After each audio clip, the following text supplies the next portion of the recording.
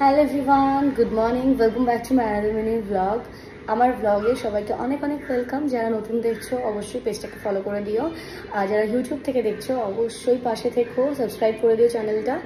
আর যারা যারা আমার ভিডিও কন্টিনিউ দেখছো, আমাকে এত ভালোবাসা দিচ্ছ, তাদেরকে অনেক অনেক ধন্যবাদ। ধন্যবাদ দেওয়াটা হয়তো ছোটো হবে, তাদেরকে অনেক ভালোবাসা। আর চলো, এখন হচ্ছে 9:30।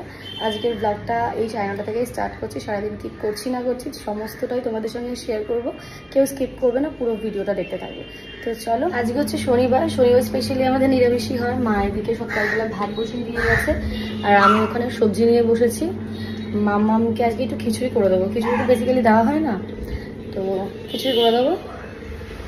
আর এই যে 3-4 বেলা করে কাক এসে শুধু কা কা করবে, জ্বালিয়ে খাবে। খাবার দিলেও খাবে না, কিন্তু ওরকম কাকা করে যাবে ওই দিকটায়, ওই চাতালের জানলাটায়। মা চলে এসছে, মা গেছিল দোকানে। মা কি নিয়ে এসছো? রুটি, বিস্কিট, অন্যরকম বিস্কুট। ভালো করছো, হলেই হলো, হলেই হলো।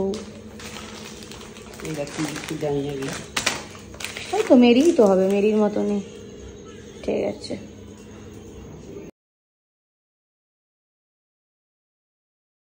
আমি মাকে বললাম যে বিস্কিট হলেই হলো। মা খেয়ে দেখি কি কেমন জঘন্য ফোলা ফাপা, খুব ক্রিস্পি একটা ভাব, কিন্তু মেরি বিস্কিট না, কেমন একটা ফোলা ফোলা ভাব বিস্কিটটা, কিন্তু ভেতরে হাওয়া, এরকম একটা ব্যাপার।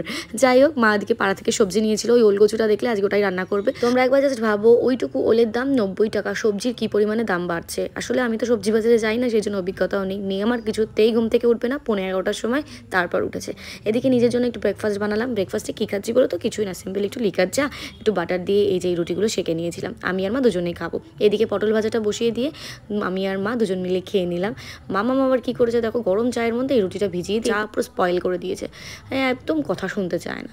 যাই হোক, মা একটু রেগে গেছিলো ঠিকই, কিন্তু মা বুঝতে দেয়নি। আর দুপুরবেলা মামাকে একটুখানি এই যে এখন খাওয়াতে বসেছি খিচুড়ি, ওর জন্য খিচুড়ি বানিয়েছিলাম, কারণ কেউ সবজি খাওয়ানোর একমাত্র উপায় খিচুড়ি। মামা তুমি কি খাচ্ছ? এটা কি ভাত বলো তো? বিরিয়ানি ভাত। এটা বিরিয়ানি ভাত? এটা বলে বিরিয়ানি ভাত। ও খিচুড়ি দিয়ে খায় হচ্ছে গিয়ে কুরকুরে, মানে খিচুড়ির সাথে কুরকুরে ওর লাগবে, না হলেও খাবে না। তাই তো, তাই তো। শুধু খিচুড়ি ভালো লাগে না? সত্যি কুরকুরে দিয়ে খিচুড়ি খেতে ভালো লাগে? এই কম্বিনেশনটা কারা কারা খায় আমাকে জানাবে তোমরা, ঠিক আছে? এই টাইমটা ঠিক আমি স্নান সেরে এসে পুজো দিয়ে এখন মামামের জন্য বেদানা ছাড়াতে বসেছি। চুল টুল কিচ্ছু আঁচড়ায়নি, কিচ্ছু ভালো লাগছিল না, মনে হচ্ছিল কত করে নিজেও একটু ঘুমাবো। জানি না কেন এইরকম ওয়েদারে না ঘুম পায়। বাইরেটা পুরো অন্ধকার হয়ে এসেছিলো, আর ওয়েদারটা পুরো ঠান্ডা হয়ে গেছিলো। বেদানাটা ছাড়ালাম ঠিকই, দেখি অর্ধেকটাই নষ্ট আর অর্ধেকটা ভালো। কেমন রাগ ধরে চিন্তা করো, সাথে একটা মৌসুম্বির রস গুলে ওর সাথে খাইয়ে দিয়েছি। আমি এইভাবেই দিই, দুটো মিক্সড করে, কেন কি আমার মেয়ে বেদানার রস শুধু শুধু খেতে পছন্দ করে না। আজকে মা রান্না করেছিল এই যে ওল কচুর তরকারি, খুব সুন্দর হয়েছিল যেটা, আর সাথে ওই যে আলু ভাজা, পটল ভাজা, আর উচ্ছে ভাজাও করেছিল, আর ঘন করে করেছিল মুগের ডাল। বিশ্বাস করো খুব ভালো খেয়েছি। নিরামিষের দিনটা আজকে পুরো জমে গেছিলো।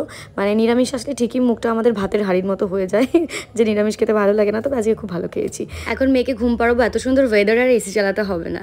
যাই হোক, সন্ধ্যাবেলা মামামের টিচার এখন পড়াতে এসেছিলো, একবারে চা করে নিয়েছি, ও টিচারকে চা দিয়ে দিয়েছি, এবার আমি আর মা চা খাবো। ও তার মাঝে আবার মামামকে খাইয়ে নিয়েছি। আমার চা তো অলমোস্ট ঠান্ডা, মায়ের চাও তাই। অ্যাকচুয়ালি মা ঘুমিয়ে গেছিলো, মায়ের চা পাশে দিয়ে এসেছি, মা আবার ঘুমিয়ে গেছিলো, তখনই 5:45 মতো বাজে। হ্যাঁ, আমার চায়ের কাপের অবস্থাটা ভালো না, তোমরা কেউ ব্যাড কমেন্টস করো না। যাই হোক, রাত্রেবেলা বাবা একটা পেঁপে এনেছিল, আর মামামের জন্য কিছু ফল এনেছিল। আমি একটু ঘর দোর গোছগাছ করছিলাম, ওয়ার্ড্রপটা গোছাচ্ছিলাম। অনেকটাই রাত হয়ে গেছে, আর তার মধ্যে আমাদের খাওয়া দাওয়া কমপ্লিট, মামামেরও খাওয়া হয়ে গেছে। কাজল পড়লে চোখের অবস্থা একদম খারাপ হয়ে যায় আমার। যাই হোক, চলো ভিডিওটা এন্ড করলাম। টাটা সবাইকে।